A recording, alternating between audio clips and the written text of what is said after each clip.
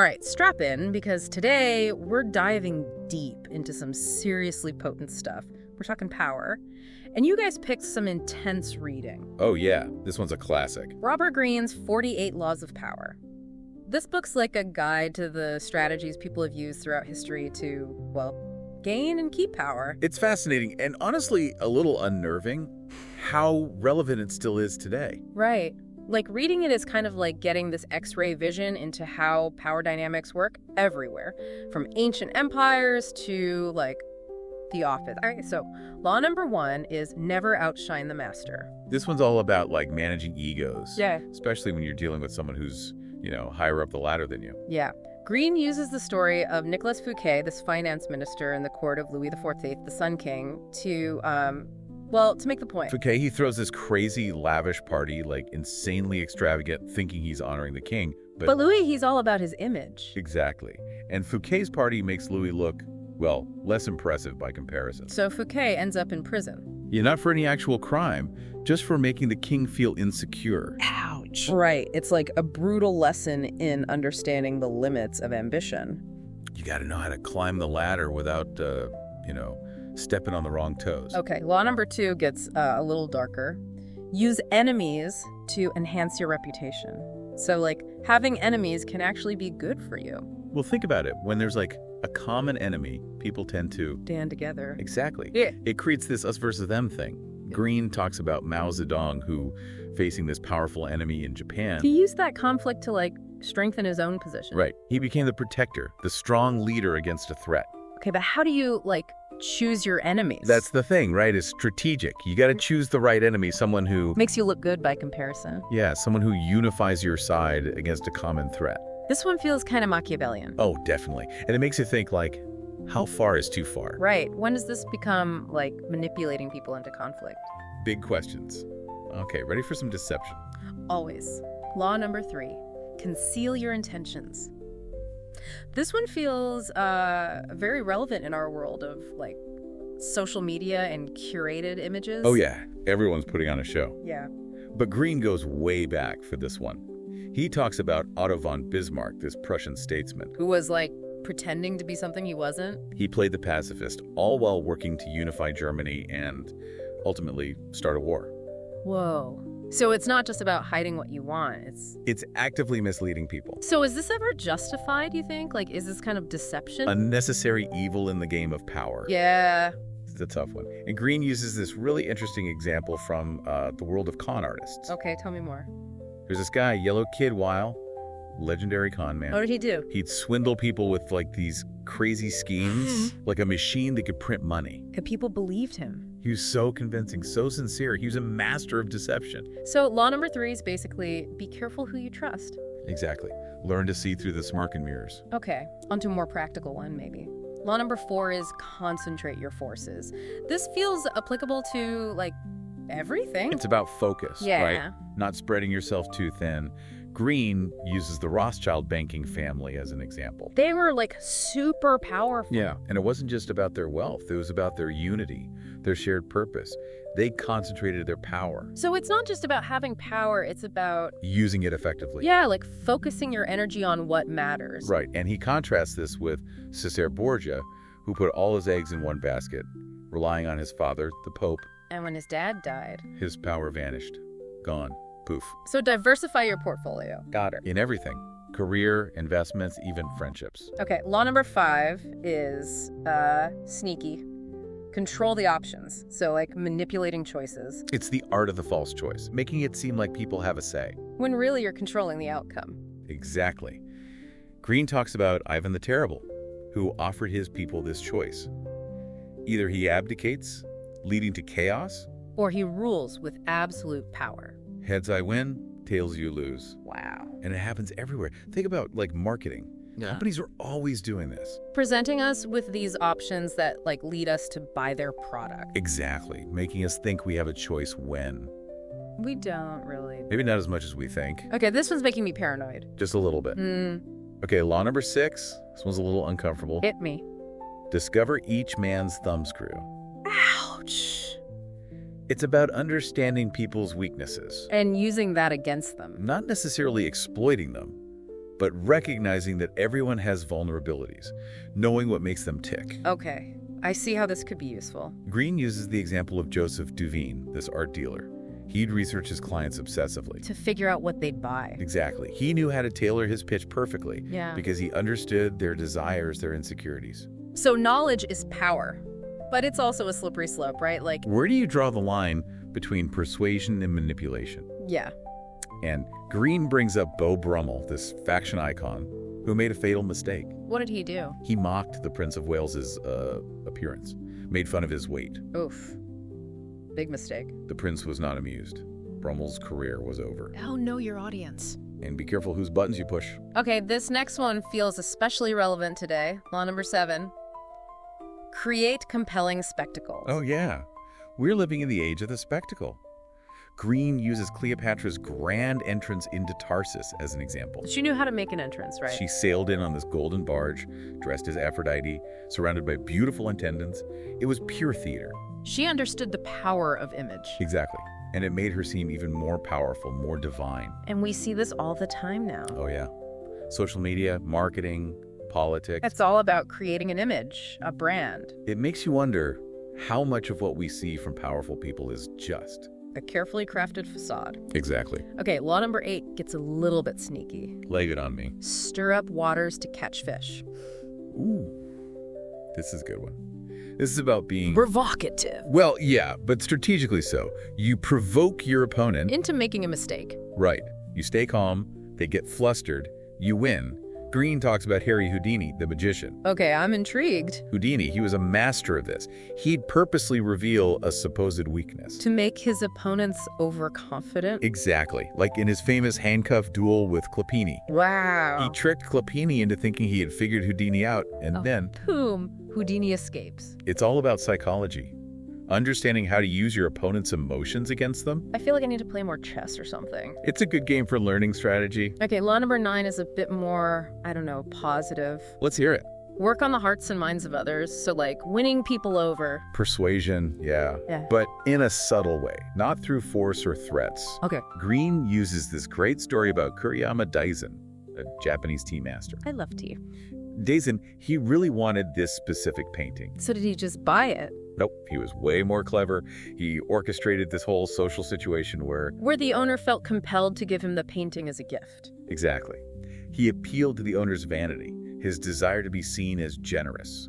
So it's about understanding people's motivations. Right, figuring out what they want, what makes them tick, and then using that to your advantage. In a way, yeah. But it can also be used ethically, like understanding how to get people on board with an idea, not by forcing them, but by showing them how it benefits them. Okay, that makes sense. All right, last one for today, law number 10.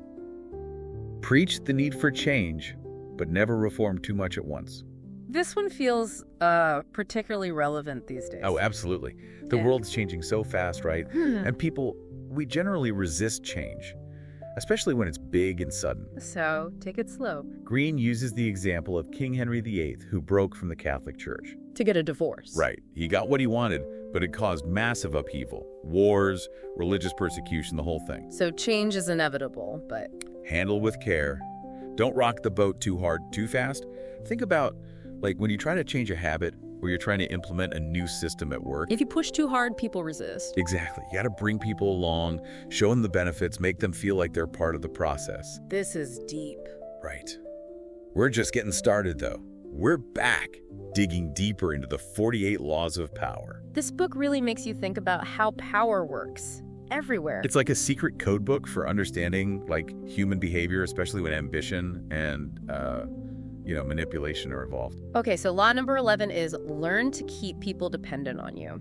Now, this one sounds a little bit shady, but Greene argues that it's not necessarily about being manipulative. It's more about, like, being so valuable that people need you. So making yourself indispensable? Exactly. Think of it like building a loyal customer base or having, like, a strong network of allies. People rely on you because you offer something unique.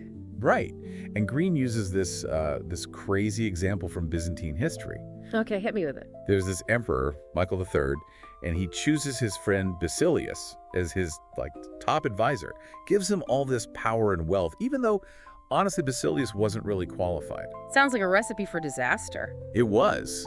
Basilius became so dependent on Michael's generosity that his ambition, exploded. And then what happened? He ended up overthrowing Michael, straight up had him killed and took the throne for himself. Wow, that's intense. It's a reminder that even with good intentions, creating too much dependence can lead to, some pretty nasty consequences. So find that balance, right, between being helpful and protecting your own interests. Okay, law number 12 is use selective honesty and generosity to disarm your victim.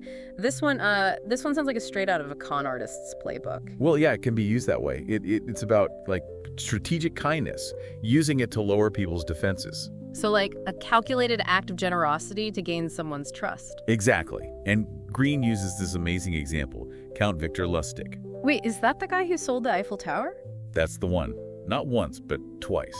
How did he pull that off? He was a master of, creating this illusion of legitimacy. So playing a role. He would target these scrap metal dealers, convince them he was a government official with the authority to sell the Eiffel Tower for scrap metal.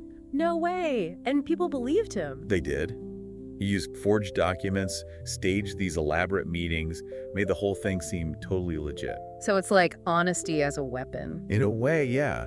It's a reminder that deception can be incredibly sophisticated, especially when it's mixed with a bit of truth. Okay, law number 13 feels like a good one to remember for everyday life. It's when asking for help, appeal to people's self-interest, never to their mercy or gratitude. This is all about framing, right? Instead of begging for help or guilt-tripping someone, you show them how helping you will benefit them too. Exactly. People are way more likely to help if they see it as advancing their own goals or serving their own needs. It's a win-win situation. Right. And it's way more effective than just relying on past favors or appealing to someone's sympathy. Okay, law number 14 sounds like something straight out of a spy movie. Pose as a friend, work as a spy. So basically, be a good listener. Well, it's more than that. It's about gathering information, understanding your rivals, but doing so in a way that doesn't, raise suspicion. So, being observant but not obvious. Yeah. Think of it like you're at a party, and you're listening to people's conversations, picking up on the gossip, figuring out who's aligned with who. Without letting anyone know that you're, taking notes in your head. Exactly. It's about being strategic in how you gather information. Okay, law number 15 is, this one's pretty intense. Crush your enemy. Totally. Yeah, this one's a bit ruthless. Greene's argument is that if you leave even a little bit of power with a defeated enemy, they can come back and bite you? Exactly. It's about being decisive, ensuring that your victory is complete and lasting. But doesn't that create more enemies in the long run? It's a risk, for sure. But Greene uses the example of Mucianus, this Roman consul who had a rival, basically tortured and executed for, disagreeing with him. That's brutal, but I guess it sent a message. Right. Don't mess with Mucianus. Yeah. This law is about understanding that power vacuums can be dangerous, and sometimes showing mercy can backfire. So it's a balance, right, between being ruthless and knowing when to show restraint. Yeah, it's tricky. Okay, law number 16 seems a little counterintuitive. Use absences to increase respect and honor. So, playing hard to get. Kind of, yeah. It's the idea that by making yourself less available, you become more desirable. More valuable, yeah. Think about it. When something's rare or hard to get, it becomes more sought after. Exactly. Greene talks about Diocles, this ancient Median king who, after establishing his rule, he basically withdrew from public life. Why would he do that? Because he realized that being constantly available was diminishing his authority. By making himself scarce, he created a sense of longing. People started to realize how much they needed his leadership. So absence makes the heart grow fonder, even in politics. It's a powerful principle. It makes you think about those leaders who are always in the spotlight versus those who are more strategic about their appearances. Okay, law number 17. Keep others in suspended terror. Cultivate an air of unpredictability. This one sounds a bit scary. It's about keeping people on their toes, right? Not letting them get too comfortable or complacent. So being a little bit unpredictable. Exactly. Greene uses Bobby Fischer as an example, the chess grandmaster. Oh, yeah, he was known for his eccentricities. He was brilliant, but he was also very unpredictable, both in his moves and in his personality. kept his opponents guessing. So it's a mind game. Absolutely. It's about disrupting expectations, creating a sense of uncertainty. Now, it doesn't mean you have to be, like, erratic or crazy. Right, just strategically unpredictable. Exactly. It's about being in control of the narrative. Okay, law number 18 seems to contradict some of the previous laws. It's do not build fortresses to protect yourself. Isolation is dangerous. But shouldn't you protect yourself, especially if you're, like, in a position of power? It's not about neglecting self-preservation, but realizing that isolation can actually make you more vulnerable. How so? Well, think about it. If you cut yourself off from everyone. You lose touch with what's really going on. Exactly. And you become more susceptible to manipulation. Greene uses the example of Tiberius, the Roman emperor, who became increasingly isolated and paranoid. And it led to his downfall. In a way, yeah. He lost touch with reality and made some really bad decisions. So stay connected, even if you're at the top. It's about finding that balance, right, between protecting yourself and staying engaged with the world. Okay, law number 19 is a reminder that not everyone responds the same way to the same tactics. It's know who you're dealing with. Do not offend the wrong person. So, like, read the room. It's more than that. It's about understanding the different personalities and sensitivities of the people you're dealing with. Because what works on one person Might completely backfire on another. Right. Greene talks about Genghis Khan, who was well known for his temper. He was incredibly powerful, but also very sensitive to any perceived insult. Offending him, even accidentally, could have, like, deadly consequences. So choose your battles carefully. And choose your words even more carefully. Okay, law number 20 is do not commit to anyone. Does this mean you should be, like, a lone wolf? Not necessarily. It's more about maintaining your independence, avoiding those entangling alliances that can limit your options. So, like, Queen Elizabeth I. Exactly. She was a master of this. She played different suitors and factions against each other without ever fully committing to any of them. She kept her options open. And allowed her to stay in power for decades. Sorry. This law makes you think about the importance of having a diverse network and not becoming overly reliant on any one person or group. Okay, law number 21. Play a sucker to catch a sucker. Seem dumber than your mark. This one sounds fun. It's about strategic deception, right? Sometimes appearing less intelligent than your opponent can give you a huge advantage. So, play dumb. Well, not exactly dumb, but like underestimate. Make your opponent overconfident. Right. Greene uses the example of these con men, Arnold and Slack, who tricked investors into buying a fake diamond mine. Wow. So they played the role of, like, naive prospectors. Exactly. And it worked because their victims underestimated them. They thought they were smarter. And it cost them a fortune. This law reminds us that appearances can be deceiving, and sometimes the people we underestimate are the most dangerous. Okay, law number 22. Use the surrender tactic. Transform weakness into power. How can surrendering be a good thing? It's about strategic yielding, using your opponent's strength against them. Give me an example. Okay, so Greene talks about this Chinese general, Zhuge Liang, who used a feigned retreat to lure his enemy into a trap. So he pretended to be weak. And his opponent took the bait, charged in, thinking they had won. And walked right into an ambush. It's a classic tactic. Yeah. But it works because it plays on human psychology. We tend to underestimate those who appear weak. Exactly. This law is a reminder that sometimes the smartest move is to step back, give your opponent what they think they want. And then strike when they least expect it. Okay, we've already covered concentrate your forces as law number 4, but Greene brings it up again as law number 23. Why the repetition? Because it's that important. It's about focus, about directing your energy and resources towards your strongest point. So, like, don't spread yourself too thin. Right. Greene uses the Rothschilds, again, as an example. Their success was largely due to their unity, their shared focus. They were all on the same page. And it allowed them to become this incredibly powerful force.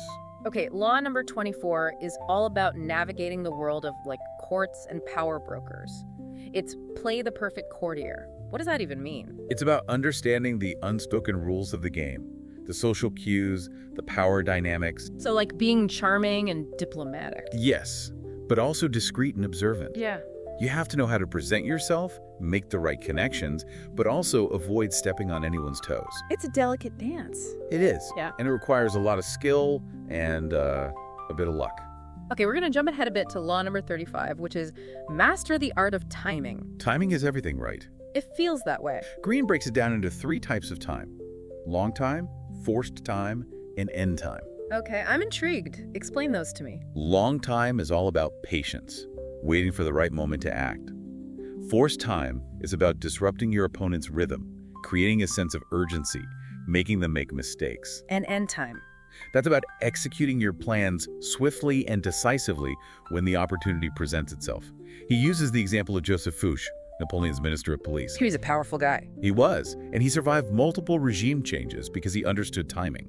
He knew when to be patient, when to strike, and when to get out of the way. That's impressive. This law makes you think about how timing plays a role in everything, Yeah. from personal relationships to, global politics. Okay, law number 46 is... this one seems a bit strange. Never appear too perfect. Isn't it good to strive for perfection? Well, Greene argues that appearing too perfect can actually be a liability.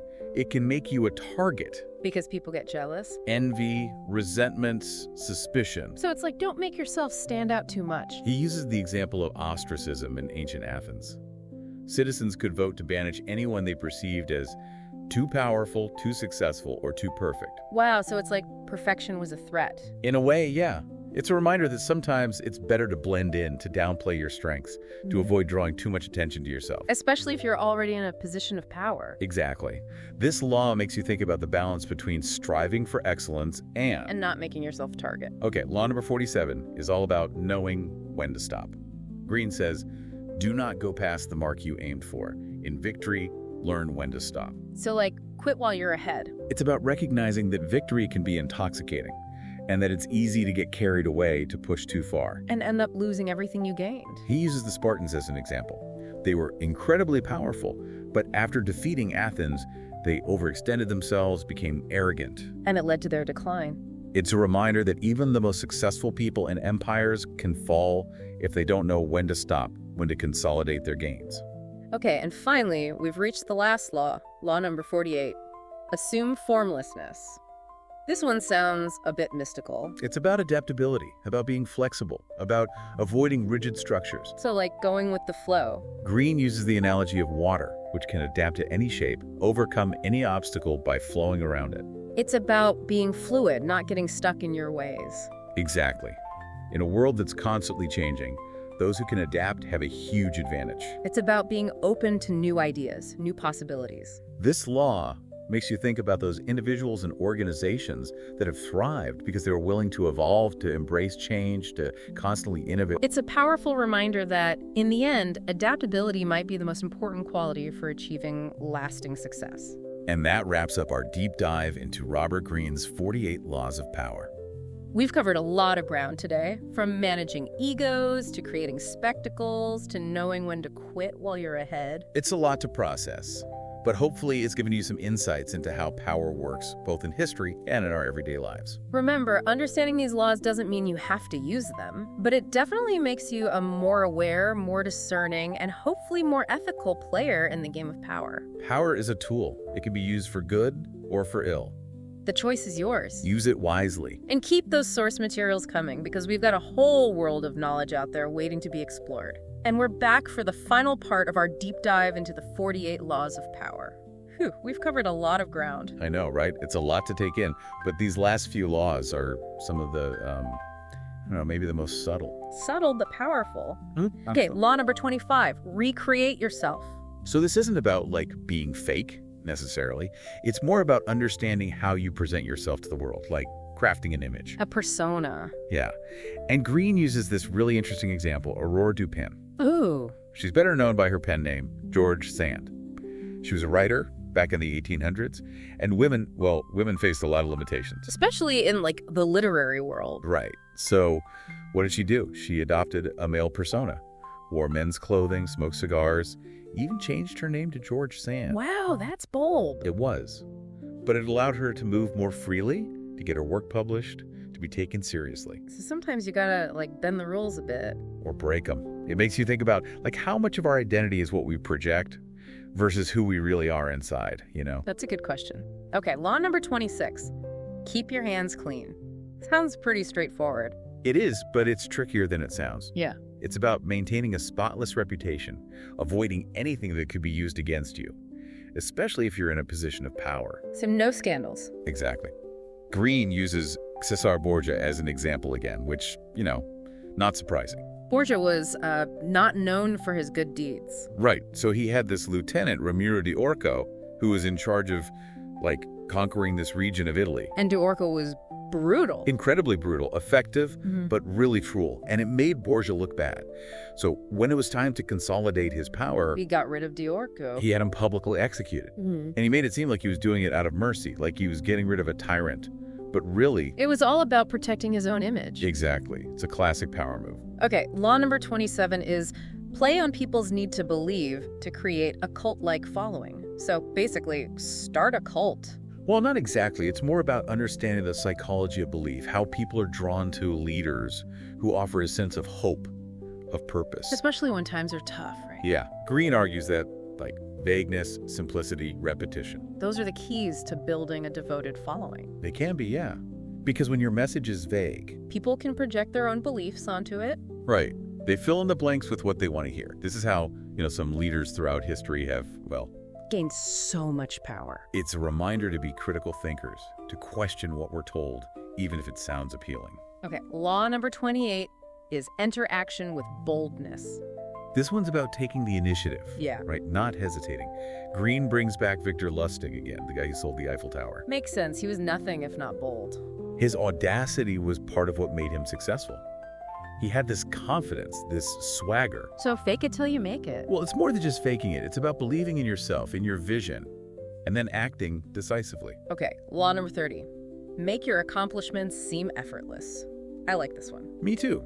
It's about, mastering your craft to the It's point almost where... easy. Exactly. Think about, those amazing athletes or musicians. They make it look so effortless, right? But we know they put in, years of practice. Greene uses this architect, Jules Hardouin-Mansart, who designed all these incredible buildings. He cultivated this image of, effortless genius, but it was all carefully crafted. So it's about the presentation, too. Yeah. Talent is important, but so is, the image you project. Okay, we're going to skip ahead a bit to law number 35, master the art of timing.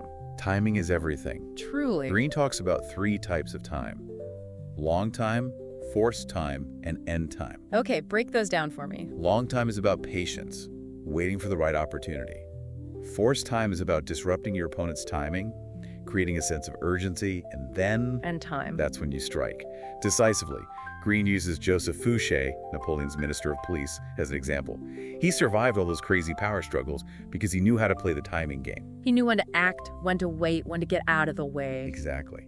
It's a crucial skill for anyone who wants to, navigate the complexities of power. Okay, law number 46 is never appear too perfect.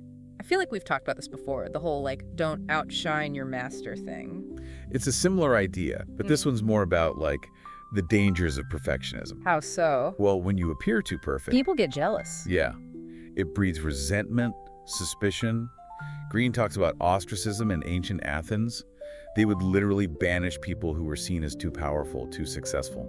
Wow. It's they recognized that excessive perfection was a threat to, the social order. So it's about, not making yourself a target. Yeah. Sometimes it's better to blend in, to downplay your strengths. Okay, law number 47, do not go past the mark you aimed for. In victory, learn when to stop. This one's about recognizing that success can be like a trap.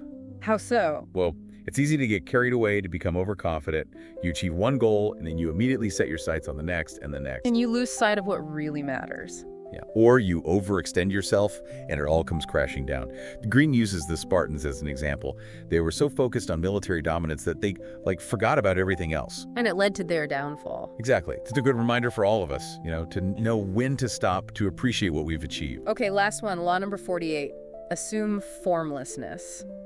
This sounds a bit philosophical. It is. It's about adaptability, about being like water. Water. Yeah, think about it. Water can adapt to any container. It can flow around obstacles. It's like the ultimate symbol of flexibility. So be like water. In a way, yeah. Yep. Be adaptable. Be open to change. Don't get stuck in your ways.